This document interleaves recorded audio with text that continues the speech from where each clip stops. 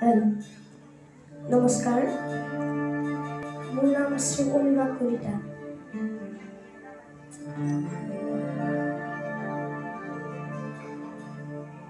হয় ৰাজে তু কিবা